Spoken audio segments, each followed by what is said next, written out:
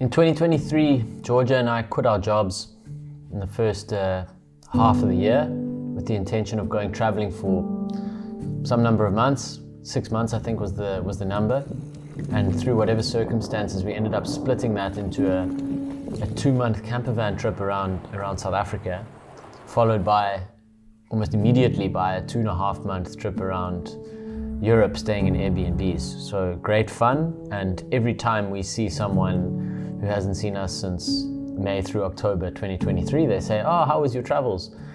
And it's impossible to condense almost 6 months of traveling into a short answer. So I thought I'd host a run through of our trip. We sort of did a lap of South Africa, sticking to the N2, roughly coastal bound for the first 54 days, the furthest point from home being Hoedspruit up in Mpumalanga. And then for the last 10 days, we headed back down via the N1.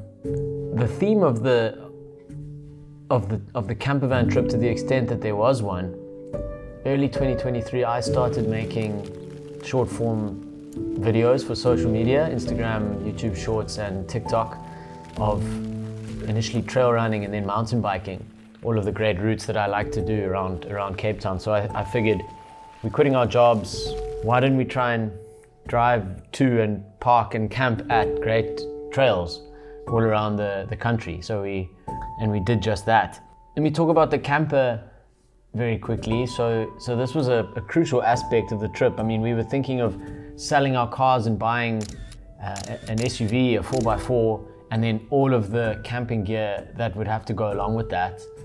I got an idea that if we were going to camp, why don't we stay in a camper van so we could drive between the campsites. So I started looking at rental options, quite expensive, like over $100 or $150 a day in South Africa for a decent camper van. And that's before you factor in the cost of fuel. And a camper van is quite a heavy vehicle, normally has quite a big engine, so quite intensive on fuel. So I thought of a mate of mine who actually has a camper van, and I phoned him up and I said, "Can we rent it from you?" And he gave us a very good deal. And so that was a converted 99 100 series Land Cruiser with a 4-liter petrol V8, beautifully converted, nice comfortable bed inside that you could convert between a dining room table, had gas in and out, it had a shower inside, everything you need, very comfortable to drive. It did do 23 liters per 100 in petrol, so not efficient at all, and that had me worried the whole trip about how much fuel we'd use, but that was fantastic. On the day of, I think it was the 20th of May 2023, we tried to pack this thing, and we set goals of leaving at 12, then at 1, then at 2, then a baboon broke into my parents' house, so I had to go and help my mom get it out. So then it was 3 o'clock, then I hadn't finished rewiring the trailer extension plug for the bike rack so that the lights would work. Never did get that working actually until about 3,500 k's into the trip. Eventually around 4 o'clock we left. We'd set our sights on a sand-parked campsite in Bontebok National Park, which is just before Swellendam on the N2. You swing a hard right and you're shortly at the office, and then the campsite is about another 10 k's into the reserve from there. Beautiful, peaceful, quite flat land around there. And it started raining that night, so we had an interesting first night camping. You want it to be comfortable, I suppose, but the more you can test about the vehicle and your camping setup, the better. So we set up shop in Bontebok National Park campsite. And by the way, we ended up staying in 5 or 6 sandparks camps throughout the trip, of the 25 or 26 campsites I think we stayed at. And sandparks are consistently extremely nice. The layout of the campsite's always very nice. You've got sort of ablutions in the middle, nice flat campsites with grass sort of laid around the ablutions, and there's normally nice trails inside the reserves as well. Great campsite. Set up the awning outside the camper van, not particularly sunny, but it was actually quite useful in being able to just store a few things outside for the rain. We were using an app called iOverlander to find campsites, which is, I guess, ostensibly was for overlanders to sort of log the campsites that they were at and leave reviews of them. And you could sort of say, has Wi-Fi, it doesn't have Wi-Fi, has electricity points at each campsite, fresh water, hot water, nice ablutions and whatever, and you can leave photos. A very basic app and extremely useful, because if you search for campsites on Google, you just get all manner of things and there's hundreds of reviews and it's really difficult to sort of filter through them. So iOverlander took us to all of these campsites. Back of the mind, or front of the mind even, with the runs and rides that we were trying to be doing daily or close to daily. So I think it was on the first day that we were there, or after the first night, we set off for a trail run, and quite beautiful actually, like reasonably flat as I said, but we found this single track that sort of snaked along the river, and we got to a point about 4Ks from the campsite, and then we turned around and there was a nice viewpoint over the river. I think we went to work in Swellendam later that day. We were both freelancing, so we sat in a coffee shop and did a bit of work, and then we had investigated some cycling trails in Swellendam, and we went and parked at the base of the cycling, at the trailhead, I think you could call it, although I don't think it was the actual trailhead. And I was sort of working outside the campervan on my laptop, like trying to do calls with 3 bars of 4G signal dropping in and out, while G was making tea inside the camper, and I think we'd just come back from a cycle. So that was actually a really nice cycle. There's a whole lot of cycling trails around Swellendam. It had just been raining, so they were very, very wet and slippery. But we did a sort of big climb, as I recall, it was 8 or 9 Ks in total, but like a big climb, some really nice descending on single tracks through the forest, and came back out at the camper. I think we actually continued on that day, and so we looked on iOverlander and we said, okay, we know the N2 quite well, let's try and go inland. And we ended up going to a place near Ladismith, a campsite called Kraaltjie, which was fantastic and like really hidden away on quite a long dirt road. How did we get there? Ladismith, I think we went onto the R62 via the pass just after Swellendam off the N2. Beautiful pass. Wasn't that beautiful because there were roadworks at the time. We ended up at this campsite at like 6-7 p.m. It was getting dark, and the guy who we'd phoned, who owns the campsite, was there waiting for us. His name was Andrew, very friendly guy. We were the only customers at the campsite, which actually tended to be the case for most of the places that we went to. And he showed us, he'd put towels in the ablutions for us, and he said there's a pool there, and it was going to be about 5 degrees that night, so we didn't think we'd swim, and we didn't swim.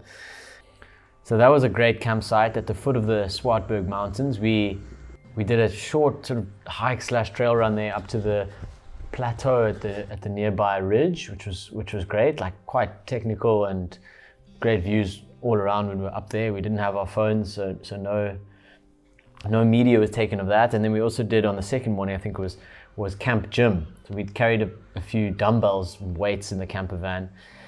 We had all the best of intentions with our weights, and we probably only used them 4 times in the 64 days. We were doing a bit of work, and there was no signal at the campsite, so we went to Ladismith twice to work in where there was cell signal. And we were working in this cafe the one day, and we were actually patrons. We'd bought food, and we bought coffees and sandwiches and whatever. And the owners still had the audacity to kick us out for being nomads or digital nomads, whatever the problem was with us. From Ladismith or from Kraaltjie, we went via Oudtshoorn to along the R62, and then through a place called De Rust, which is very nice. And we'd been on iOverlander to find a campsite nearby. We very quickly settled into a sort of rhythm of like we didn't want to drive more than 3 or 4 hours per day. It was very active driving, this camper van. Like you couldn't just sort of cruise. It was all over the road, big surface area on the side for wind. It had extremely soft shocks in it, so it was sort of swinging around like this, and you had to be really on it. And plus, it was very slow. We sort of traveled at around 80. We ended up at this place. It was probably 20 Ks on from De Rust, called the Traveling Tortoise, which we found on iOverlander. It was the sort of one with the best reviews for miles around. And we were the only ones there, and quite quite a robust, rustic, like very simple place. Lots of splintery wood used to build the furniture and the sort of things in which you park, and our camper was too high to park under them, so that was quite nice. We had some very dry wood and we made a very warm fire with that, and no activities around there, and I think it was just a one-night stay over, but we made some coffee the next morning and headed out to this little swimming pool that they had, which is designed almost like a beach, clearly great for summer use, but it was very cold. And we just sort of had our coffee and rusks around that pool.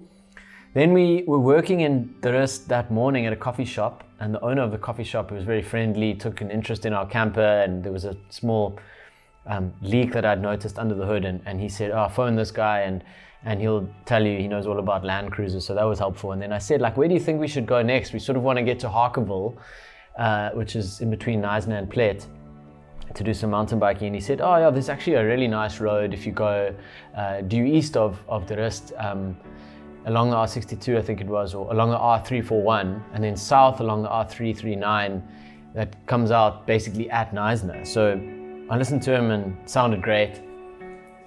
So we did that later that day, and I think we left at about 2:30, and we drove for an hour and a half. And we got through Uniondale, which is a real one-horse town and load shedding, and followed the R339, and suddenly it became a dirt road. Oh, and then we were stressing. And then, I mean, you're probably thinking, oh, you're in a Land Cruiser, what's the problem? I mean, you really don't want to be going onto a dirt road that you're unfamiliar with as the night is falling and you're expecting it to be another 100 Ks or so, and you can only do 80 Ks an hour. So we looked, and the only route round was to go sort of east, all the way east as far as Jeffreys Bay or something like that, and then cut back along the N2 to go west to sort of Knysna area. So we persisted with this road, and we pulled out the map that we had and realized, like, if we just looked at the map, we would have realized that it was a dirt road, and we were stupid.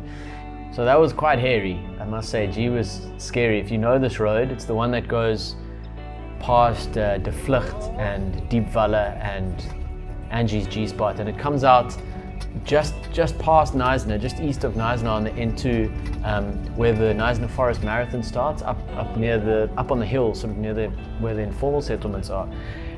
This road took I think it was 70 odd Ks of dirt road. Night fell, rain started pouring down, and it was a shocking road. So in any other car, I don't think we would have made it, and the Land Cruiser was very capable. Halfway through, the xenon lights, the brights that had been aftermarket fitted to the Land Cruiser suddenly just died, and apparently this is something that happens with them all the time. So in this dark forest dirt road that we were driving through, we suddenly only had normal lights, which meant that we had to go even slower because we couldn't see far enough ahead to see the potholes to try and dodge them. So that was worrying, and we didn't actually get those working for the rest of the trip, so it meant night driving was largely out because the main beams were not particularly good. Anyway, we got to Harkerville, and it was called the Harkerville Forest Campsite, I think it was, if I'm not mistaken. But by then it was pouring. We got in there at 9 o'clock. For some reason, the woman had agreed to stay up and let us in to the campsite, which was very, very nice of her, and quite a nice campsite. No one else there. You really notice when your bed isn't level. We had this set of 4 plastic bricks, which are designed for, you put them underneath each of the wheels, or one of the wheels, or 2 of the wheels, or whatever it is, and you sort of drive up onto them, and it helps to level the vehicle. And we ended up doing that for probably like half an hour, and it was probably 9:30 already, and we hadn't eaten anything. We'd bought a bar one as the woman was checking us in, so just terrible, and we were miserable after this bloody dirt road. But that's traveling for you, and it was I look back now and it was memorable. I mean, going down this pass on the dirt road, like white knuckled holding onto the handles in the vehicle. I was having a whale of a time. I remember the music was blaring, and so that's the Western Cape. I'll leave it there for this video, and the next place we headed to was the beautiful Storms River in the Eastern Cape, so we'll pick it up there next time.